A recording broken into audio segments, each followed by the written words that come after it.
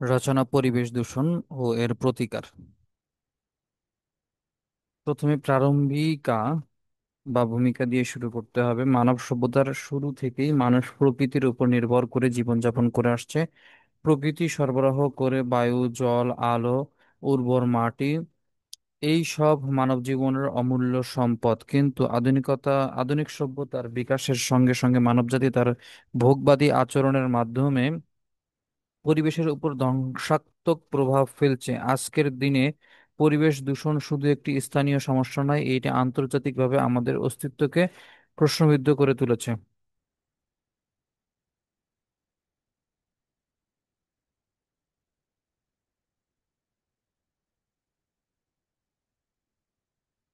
পরিবেশ দূষণ কি? পরিবেশ দূষণ বলতে বোঝায় যে কোনো ক্ষতিকর পদার্থ বা শক্তির মাধ্যমে বায়ু, জল, মাটি ও অন্যান্য প্রাকৃতিক উপাদানকে এমনভাবে পরিবর্তন করা যাতে জীব ও বাস্তুতন্ত্রের ভারসাম্য নষ্ট হয়। এটি মানব স্বাস্থ্য, প্রাণীজগৎ, প্রকৃতি ও আবহাওয়ার উপর নেতিবাচক প্রভাব ফেলে। তারপরে হচ্ছে দূষণের ধরন, বায়ু দূষণ এবং এর কারণ যদি বলি, যানবাহনের নির্গমন gas, carbon monoxide, nitrogen oxide, শিল্প কারখানার ধোঁয়া, পেট্রোল, ডিজেল ও কয়লা পোড়ানো, জ্বলন্ত আবর্জনা। এর প্রভাব যদি বলতে যাই তাহলে শ্বাসতন্ত্রের সমস্যা, গ্রিনহাউস গ্যাসের মাত্রা বৃদ্ধি, এসিড বৃষ্টি, ওজোন স্তরের ক্ষয়। জলদূষণ বা পানি দূষণের মধ্যে রয়েছে কারণ শিল্প ও গৃহস্থালির বর্জ্য, জলাশয়ে ফেলা কীটনাশক ও সার থেকে রাসায়নিক পদার্থ তৈরি ও পুকুরের প্রবাহিত হওয়া, অপরিশোধিত নিকাশি ব্যবস্থার অভাব। তারপর এর প্রভাব যদি বলি, জলজ প্রাণীর মৃত্যু, পানিবাহিত রোগ, কলেরা, টাইফয়েড, ফসল উৎপাদনে বিঘ্ন, পানযোগ্য জলের অভাব। এবার আসি মাটি দূষণ। কারণ হচ্ছে প্লাস্টিক, ওয়েস্ট ও ভারী ধাতু জমা, রাসায়নিক সার ও কীটনাশকের অতিরিক্ত ব্যবহার, শিল্প বর্জ্য ও আবর্জনার অপরিকল্পিত নিষ্পত্তি। প্রভাব, মাটির উর্বরতা হ্রাস, জমিতে ফসল উৎপাদনের ক্ষমতা কমে যাওয়া, খাদ্যচক্রে বিষাক্ত পদার্থের সংমিশ্রণ। এবার আসে শব্দ দূষণে। যানবাহনের হর্ন, নির্মাণস্থলের যন্ত্রপাতি, ধর্মীয় ও সামাজিক অনুষ্ঠানের উচ্চ শব্দ। প্রভাবগুলো হচ্ছে শ্রবণ শক্তির ক্ষয়, মানসিক চাপ ও বিরক্তি, শিশু ও বৃদ্ধদের স্বাস্থ্য ঝুঁকি। এবার আসে আলো ও তাপ দূষণ। কারণ হচ্ছে শহরের অতিরিক্ত কৃত্রিম আলো, বিজ্ঞাপন বোর্ড, গাড়ির হেডলাইট, যন্ত্রপাতি ও বজ্র থেকে তাপ নির্গমন। এর প্রভাবগুলো হচ্ছে রাতচর প্রাণীর আচরণে পরিবর্তন, ঘুমের ব্যাঘাত, মানসিক অস্থিরতা। পরিবেশ দূষণের বিশ্বব্যাপী প্রভাব। পরিবেশ দূষণের প্রভাবে পুরো পৃথিবীতে জলবায়ু মারাত্মক পরিবর্তন দেখা যাচ্ছে। গ্লেসিয়ার গলছে, যার ফলে সমুদ্র পৃষ্ঠের উচ্চতা বাড়ছে, তাপমাত্রা বৃদ্ধির ফলে দাবানল ও খরা বাড়ছে, ঘূর্ণিঝড় ও বন্যার প্রকোপ বৃদ্ধি পাচ্ছে, খাদ্য নিরাপত্তা হুমকির মুখে। এছাড়া বেশ কিছু অঞ্চল বাসযোগ্যতা হারাচ্ছে এবং জলবায়ু উদ্বাস্তু সমস্যা বাড়ছে। পরিবেশ দূষণ আজ শুধু প্রাকৃতিক সমস্যায় নয়, এটি অর্থনীতি, রাজনীতি এবং মানবাধিকার সমস্যাতেও রূপ নিয়েছে। দূষণের পরিসংখ্যান ও গবেষণা। পরিবেশ বিষয়ক আন্তর্জাতিক সংস্থা ইউএনইপি এর তথ্য বলা হয়েছে, প্রতি বছর প্রায় 70 লক্ষ মানুষ বায়ু দূষণের কারণে প্রাণ হারায়। বিশ্বে 80% জল দূষণের উৎস মানব সৃষ্ট।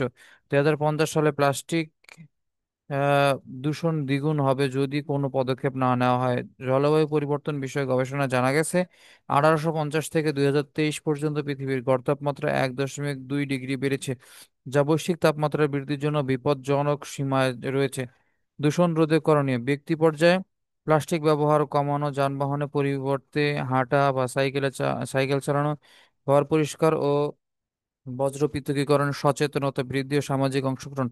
শিক্ষাগত ও সামাজিক ভূমিকা, বিদ্যালয়ে পরিবেশ সচেতনতা ক্লাব, পরিবেশ বিষয়ক পাঠ্যক্রম অন্তর্ভুক্ত, পরিবেশ দিবস উদযাপন, সামাজিক মিডিয়ায় প্রচার ও ক্যাম্পেইন। রাষ্ট্রীয় ও প্রশাসনিক উদ্যোগ, শিল্প বর্জ্য নিষ্পত্তিতে কঠোর আইন প্রয়োগ, পরিবেশ অধিদপ্তরের কার্যক্রম বৃদ্ধি, সবুজ নগর পরিকল্পনা বাস্তবায়ন, পানির পরিশোধন কেন্দ্র স্থাপন। এরপরে পরিবেশ বান্ধব প্রযুক্তি, সৌর বিদ্যুৎ, বায়ু শক্তি ও জিওথার্মাল শক্তির ব্যবহার, রিসাইকেল ও পুনর্ব্যবহারযোগ্য পণ্য ব্যবহার, ইলেকট্রিক যানবাহন উন্নয়ন, কার্বন ক্যাপচার প্রযুক্তির প্রয়োগ। আন্তর্জাতিক সহযোগিতাগুলোর মধ্যে হচ্ছে পরিবেশ রক্ষায় আন্তর্জাতিক সংস্থাগুলোর ভূমিকা গুরুত্বপূর্ণ। UNEP, United Nations Environment Programme, পরিবেশ সংরক্ষণের জন্য বৈশ্বিক নীতি নির্ধারণ করে। প্যারিস চুক্তি, প্যারিস এগ্রিমেন্ট 2015 সালে 190 এর বেশি দেশ একত্রিত হয়ে তাপমাত্রা নিয়ন্ত্রণের লক্ষ্য নির্ধারণ করে। কপ সম্মেলন, জলবায়ু পরিবর্তনের বিষয়ে আলোচনার একটি আন্তর্জাতিক মঞ্চ। আন্তঃরাষ্ট্রীয় সহযোগিতা, উন্নত দেশগুলোর অর্থায়ন ছাড়া উন্নয়নশীল দেশগুলো পরিবেশ রক্ষা সফল হতে পারবে না। এরপর তুলনামূলক বিশ্লেষণ যদি বলি, বায়ু দূষণের প্রধান কারণ যানবাহন এবং কারখানা। শ্বাসকষ্ট হতে পারে এর ক্ষতিকর দিক, গাছ লাগানো, নিয়ন্ত্রিত নির্গমন। এরপরে জল বা পানি, পানি দূষণের হচ্ছে বজ্র এবং রাসায়নিক পদার্থ। জলজ প্রাণীর মৃত্যু ঘটে, জল শোধন এবং সচেতনতা। মাটি দূষণের ক্ষেত্রে কীটনাশক, প্লাস্টিক, ফসলের ক্ষতি, জৈব সার অথবা কম্পোস্ট ব্যবহার করা শ্রেয়। শব্দ দূষণের মধ্যে রয়েছে হর্ন বা যন্ত্র, শ্রবণ সমস্যা, সাইলেন্ট জোন, শব্দ সীমা, এরকম কিছু তৈরি করতে হবে। এরপরে আহ, আলো বা তাপ দূষণের মধ্যে শহরের আলো এবং তাপ সমস্যাগুলো হচ্ছে ঘুমের সমস্যা হয়, এলইডি আলো সীমিত ব্যবহার। উপসংহার যদি বলি, পরিবেশ রক্ষার প্রয়োজনীয়তা আজ আর বিতর্কিত নয়, বরং এটি জরুরি।